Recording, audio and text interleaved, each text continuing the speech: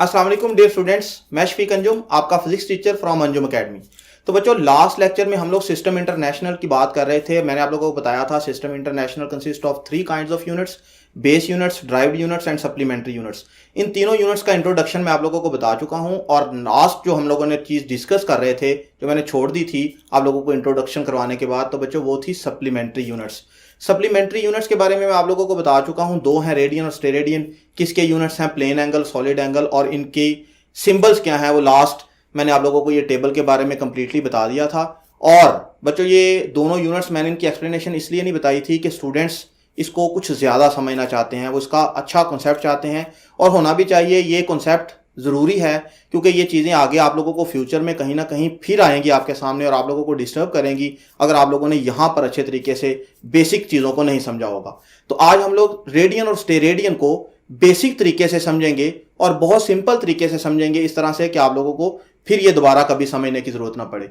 तो बच्चों, सबसे पहले तो आप लोगों को ये पता होना चाहिए कि सर्कल और स्फीयर में क्या फर्क होता है। यहां पर अगर आप लोग देखें तो ये एक बॉल है और आपको पता है बच्चों, बॉल जो है ये एक 3 डायमेंशनल ऑब्जेक्ट होता है। इसके अलावा सर्कल, यहां पर आप देखें ये सर्कल है, ये 2 डायमेंशनल ऑब्जेक्ट है क्योंकि ये प्लेन में आ जाता है। और ये जो स्फीयर है, ये आप लोग यहाँ देखें बोर्ड में, तो ये स्फीयर जो है वो 3 डायमेंशनल है, ये प्लेन से बाहर है। तो इन 2 चीज़ों का कॉन्सेप्ट आप लोगों को होना चाहिए।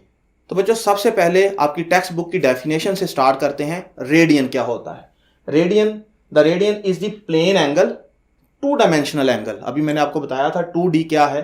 सबटेंडेड बनता है at the centre of circle by an arc of length equal to radius of circle as shown in figure.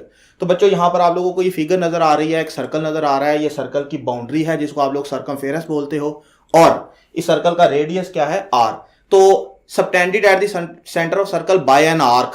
तो बच्चों, आर्क क्या होती है? इसके सर्कमफेरेंस का सेगमेंट, टुकड़ा। तो यहां पर मैं, अगर आप लोग देखें तो ये इतना चीज हाईलाइट कर रहा हूं, ये इसकी आर्क लेंथ है, इसके सर्कमफेरेंस का सेगमेंट है।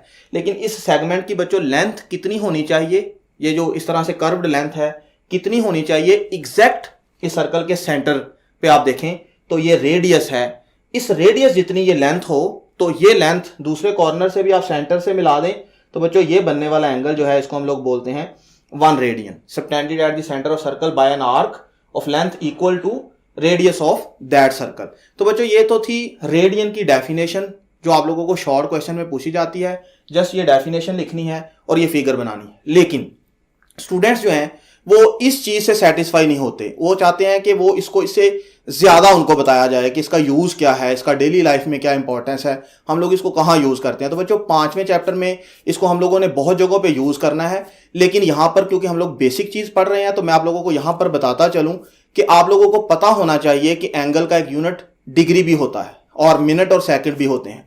डिग्री 360 डिग्री, 180 डिग्री, इससे हम लोग ज्यादा फेमिलियर होते हैं। लेकिन सिस्टम इंटरनेशनल की मर्जी कि उन्होंने रेडियन को ऐसा यूनिट डिक्लेयर किया है, डिग्री को नहीं।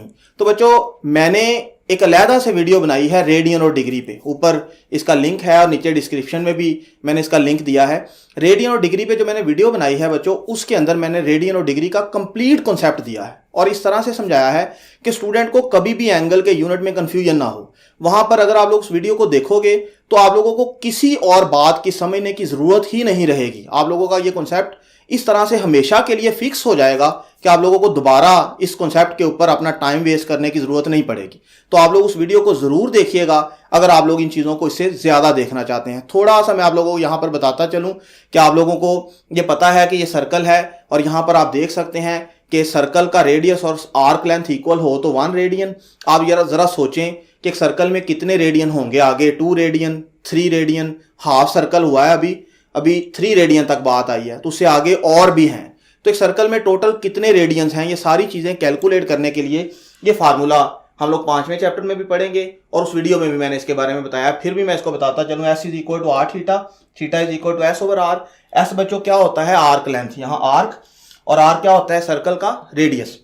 अगर ये S ये और ये R इक्वल हो तो यहां पर आप लोग पुट करेंगे, ये कट के आपके पास theta is equal to 1 radian आ जाएगा। इससे आगे आप इसको समझना चाहें तो उसको वीडियो को देखिएगा।